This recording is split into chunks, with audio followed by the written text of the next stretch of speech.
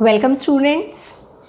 In the previous class, we have discussed in detail about the topic related to salary, commission and transfer to reserve. We all know that in partnership firm, while preparing profit and loss appropriation account, the main adjustments related to firm and partners are interest on capital, interest on drawings, salary, commission and transfer to reserve. We have already discussed about salary, commission and transfer to reserve. Our today's topic is interest on detail. Today we will be discussing about how to calculate interest on capital. So let's start. Interest on capital will always be given on opening capital. We know that interest on capital is given by the firm to their partners. Capital contribution is done by the partners and firm do pay interest on that capital amount. Then how do firm pay interest? Firm will pay interest on capital on opening capital. First, if it is not given to you in the question, opening capital, first we'll calculate that opening capital and then we'll pay interest on capital at the given rate. And if additional capital will be introduced by the partners, if additional capital will be introduced by any of the partners in between the firm, that is during the year, then interest on capital will be paid by the firm to their partners on that particular amount also. That means, let's take an example. What I said, in interest on capital will be paid on opening capital and additional capital both. If closing capital is given to you in the question, then first you have to calculate opening capital and then we'll pay interest on that amount. In 11th standard, we know that during the sole proprietorship case, whenever we were preparing balance sheet, you don't have to learn how to prepare, how to calculate opening capital. Let's take a look on balance sheet in the case of sole proprietorship firm, that is final accounts. How we will be calculating opening capital? We know that in balance sheet, there is two sides, liability side and asset side. In the liability side and in the asset side, in the liability side, we were getting, let's say, creditors, bills payable, outstanding, rent, or let's say capital. That means in the liability side, we were getting both current and non-current liabilities and capital too. That means assets is equal to liability plus capital is proved out. So the capital, this capital amount is already given to you in the trial balance. We know that. So that capital amount we were writing here, that is 1 lakh rupees. And after that we were adding the net profit and we were deducting the net loss. And if any drawings is done during the year, we deduct the drawings. Drawings is deducted. And if additional capital is introduced in the middle of the year, we add that amount. And after doing all this calculation, let's say net profit is 50,000, drawings is 20,000 and additional capital is 50,000. Then what will be the final amount? 1,80,000. Then this is the opening capital, and at the end of the year, the date on which we were preparing balance sheet is the closing date. That means that is the closing capital of that particular year. Then we have to calculate what? On opening capital, interest on capital. Then we have been given closing capital. अगर question में कभी closing capital given होगा and तुम्हें opening capital पहले निकालना ही पड़ेगा, तभी हम इंटरेस्ट ऑन कैपिटल पे कर सकते हैं. तो पहले अगर क्वेश्चन में 1 लाख डायरेक्टली गिवन है तो हम उस पर इंटरेस्ट ऑन कैपिटल कैलकुलेट कर लेंगे. बट अगर तुम्हारे पास 1,80,000 क्वेश्चन में गिवन है, दैट मीन्स अगर क्वेश्चन में तुम्हारे पास क्लोजिंग कैपिटल गिवन है तो उस केस में हम लोग यहाँ से यहाँ तक पहले आएंगे, एंड यहाँ से यहाँ तक आने के लिए जैसे हम लोग ओपनिंग कैपिटल से क्लोजिंग कैपिटल तक गए तो वहाँ पे हम लोग प्रॉफिट ऐड किए, ड्राइंग्स लेस किए और एडिशनल कैपिटल को ऐड किए। तो अपोजिट जाने के लिए जो चीज़ हम ऐड किए उसे हम क्या कर देंगे, डिडक्ट कर देंगे, और जिसे हम डिडक्ट किए हैं उसे हम क्या कर देंगे, ऐड कर देंगे। तो इसे तुम्हें याद करने का ज़रूरत नहीं क्योंकि you have done the practical part of this. तो हमें कैसे निकलेगा, हम क्या निकालना है हमें, ओपनिंग कैपिटल। तो ओपनिंग कैपिटल का हमारा फॉर्मूला बन जाएगा ओपनिंग कैपिटल, हम किसके हेल्प से निकालेंगे, क्लोजिंग कैपिटल के हेल्प से। तो क्लोजिंग कैपिटल में हम क्या करेंगे, अगर एडिशनल कैपिटल यहाँ पे क्या किए थे, ऐड किए थे, तो यहाँ पे हम एडिशनल कैपिटल को लेस कर लेंगे।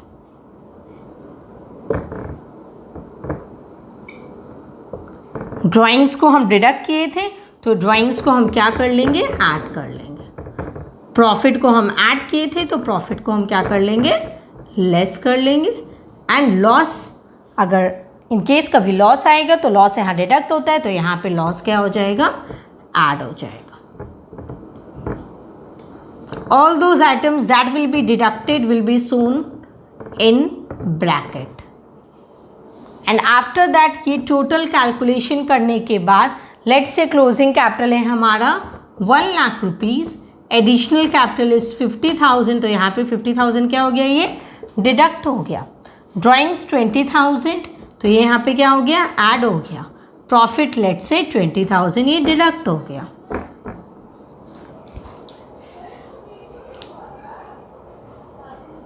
तो डायरेक्टली हमारा क्या निकल जाएगा, 50,000 हमारा ओपनिंग कैपिटल कैलकुलेट हो जाएगा। 1 lakh minus 50,000 plus 20,000 minus 20,000, that is 50,000 पे हम क्या करेंगे, इंटरेस्ट ऑन कैपिटल कैलकुलेट करेंगे।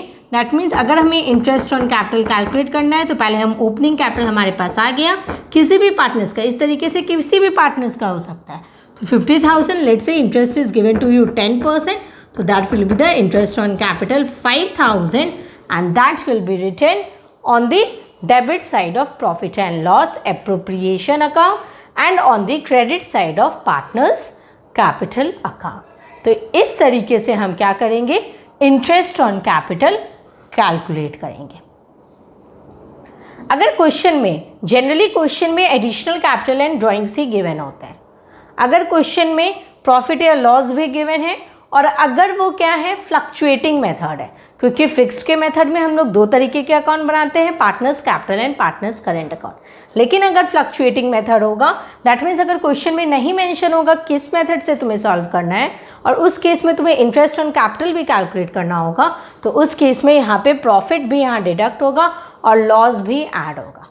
बट अगर फिक्स मेथड से तुम्हें इंटरेस्ट ऑन कैपिटल कैलकुलेट करना है, और अगर क्वेश्चन में क्लोजिंग कैपिटल गिवन है, अगेन आई एम रिपीटिंग, अगर क्वेश्चन में फिक्स्ड कैपिटल से अगर तुम्हें क्वेश्चन को सॉल्व करना है और तुम्हें क्लोजिंग कैपिटल गिवन है, कैलकुलेट क्या करना है तुम्हें, इंटरेस्ट ऑन कैपिटल, तो उस केस में तुम्हें सिर्फ ये दोनों एडजस्टमेंट्स को लेके ओपनिंग कैपिटल कैलकुलेट कर देना है।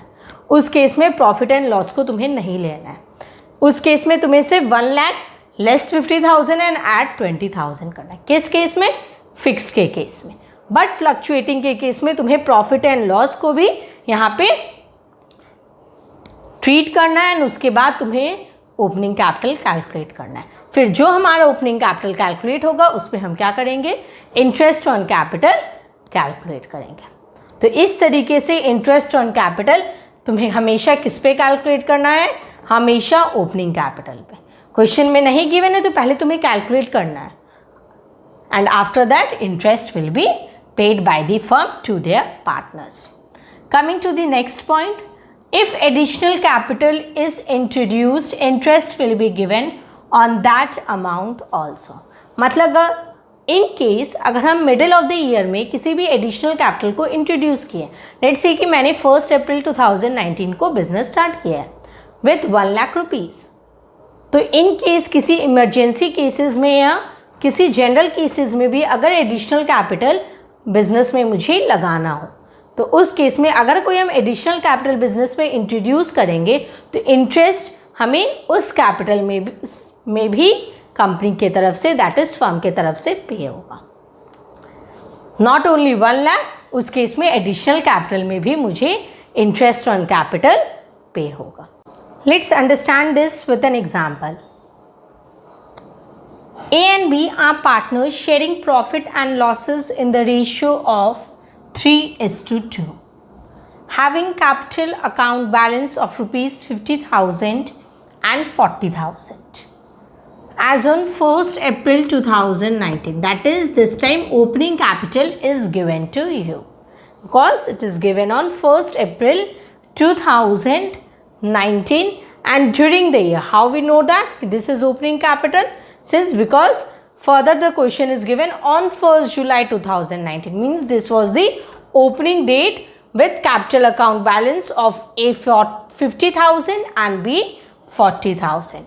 On 1st July 2019, A introduced additional capital 10,000 and B introduced 1,000 as additional capital. Interest on capital is allowed to partners at the rate of 10% per annum. So let's start how we'll calculate interest on capital. What I said, interest on capital will be paid on opening capital also, that is on 50,000 also of A, and on 10,000 also, that is which he introduced on 1st July 2019. On that also interest on capital will be paid. Let's start. Firm is paying interest, so we'll write down interest payable to A. Now, from 1st April 2019, A ने introduce कब किया additional capital? 1st जुलाई 2019 को। That is 1st जुलाई 2019 से पहले, that is from April to June, 3 months A का capital कितना है business में? Only 50,000. So from 1st April 2019 to June 2019 interest on capital पे करना है हमें कितने मंथ्स का? क्योंकि अप्रैल टू जून कितने मंथ्स हुए? 3 months. तो 50,000 पे 10% के according for 3 months will be paying interest on capital. How much it will be? That is 1250. Next, from June, that is from 1st July 2019, ए का कैपिटल कितना हो गया? 50,000 पहले से था और 10,000 और उसने इंट्रोड्यूस कर दिया, तो 1st जुलाई 2019 से उसका कैपिटल कितना हो गया? 60,000. तो from 1st July 2019 to till how much? To 31st March 2020, that is 9 months. कितना कैपिटल है उसका? 60,000. अब उन्हें कितने पे इंटरेस्ट मिलेगा? 60,000 पे 10% के according for how month? 9 months. That is 4,500. So the total interest payable to A will be 5,750 rupees. Let's say कि मैंने 1 लाख रुपीज़ कहीं पे इन्वेस्ट किया. लेट्स से कि मैंने 1 लाख रुपीज़ इन्वेस्ट किया है 1st April 2019 को, एंड टिल 30 सितंबर मैंने कोई भी एडिशनल इन्वेस्टमेंट नहीं किया है. तो फ्रॉम 1st April 2019 टू 30 सितंबर तक जिस भी चीज़ में मैंने इन्वेस्टमेंट किया है उस डेट तक, दैट इज़ 30 सितंबर तक मेरे पास उनके नाम के बस 1 लाख रुपीज़ है. फिर 1 अक्टूबर को मैंने 50,000 रुपीज़ और इन्वेस्ट कर दिया. तो फ्रॉम 1 अक्टूबर अगर मैं उस पर्टिकुलर पर्सन से जाके पूछूंगी कि कितना मेरे नाम पे आपके पास अमाउंट है, तो वो मुझे आफ्टर 1 अक्टूबर वो कितना बताएंगे? 1,50,000. And till 30 September that is 1 lakh. तो 30 सितंबर तक, that is only here, that is 30 सितंबर तक उसके पास मेरा 1 लाख रुपीज़ है. तो 30 सितंबर तक वो मुझे 1 लाख रुपीज़ पे ही इंटरेस्ट पे करेंगे. कहीं पे इन्वेस्टमेंट क्यों करते? रिटर्न के लिए. तो अगर 1 लाख रुपीज़ में ही वो मुझे क्या देंगे, रिटर्न देंगे, अगर मैं उसे सितंबर तक का रिटर्न मांगूंगी। लेकिन आफ्टर सितंबर दैट इज़ अक्टूबर से वो मुझे कितने पे इंटरेस्ट देंगे, दैट इज़ 1,50,000 पे वो मुझे इंटरेस्ट देंगे। अब वो 1 lakh rupees, again coming to the other part, वो 1 लाख रुपीज़ उसके पास 1 अप्रैल से है मेरे, और वो तो पूरे साल उसके पास रहेंगे, तो 1 लाख रुपीज़ में वो मुझे पूरे साल का इंटरेस्ट देंगे। लेकिन वो जो 50,000 रुपीज़ जो मैंने एडिशनल इन्वेस्ट किया उस पर वो मुझे कब से इंटरेस्ट पे करेंगे, उस पर मुझे वो बस अक्टूबर टू मार्च का पे करेंगे। तो ये हम लोग 2 तरीके से निकाल सकते हैं, that is interest on capital. तो देखो यहाँ पे अगेन वी आर रिपीटिंग कि 50,000 rupees from 1 April to till June 50,000 पे ही इंटरेस्ट पे करेगी, क्योंकि अप्रैल टू जून उसके पास, फर्म के पास ए के नाम पे बस 50,000 रुपीज़ थे। लेकिन जुलाई टू मार्च उसके कितने हो गए, 60,000। जुलाई टू मार्च कितने हो गए उसके, 50,000 पहले के और 10,000 अभी जो उसने एडिशनल इंट्रोड्यूस किया। तो 60,000 पे फ्रॉम जुलाई टू मार्च उसे इंटरेस्ट पे करना पड़ेगा।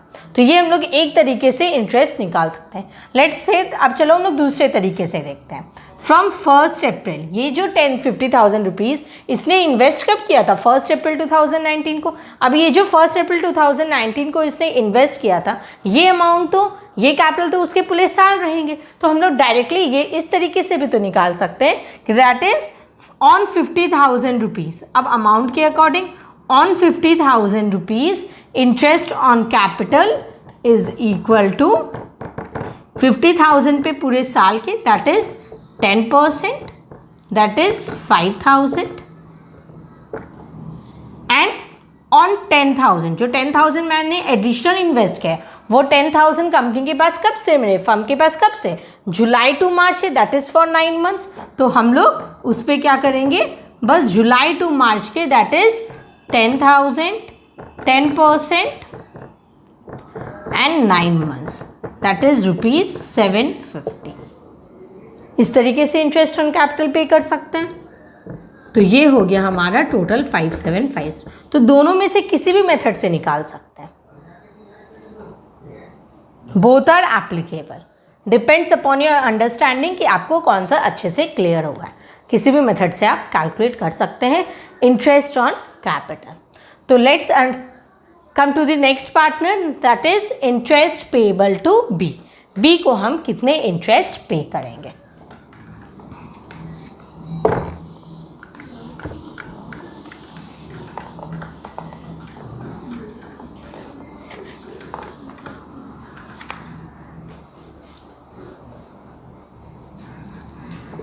अगेन बी के 1 अप्रैल 2019 के कितने कैपिटल थे, 40,000, जो उसके पूरे साल थे।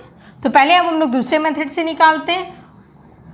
ऑन ₹40,000 कैसे इंटरेस्ट ऑन कैपिटल कैलकुलेट होगा, 40,000 में पूरे साल का, दैट इज 10% के अकॉर्डिंग ₹4,000। अब ये जो इसने 1,000 रुपीज़ और इंट्रोड्यूस किया, वो कब इसने इंट्रोड्यूस किया, 1 जुलाई 2019 को। तो ये 1,000 पे हम लोग सिर्फ 9 मंथ्स का इंटरेस्ट पे कर देते हैं। बेटर ये तो 40,000 पूरे साल है, तो इसमें डायरेक्टली कैलकुलेट कर लिए, और इसका बस क्या किए हम लोग, 9 मंथ्स का कैलकुलेट कर लिए। That is interest on capital to B 1,000, 10% and for 9 months. That will be ₹75.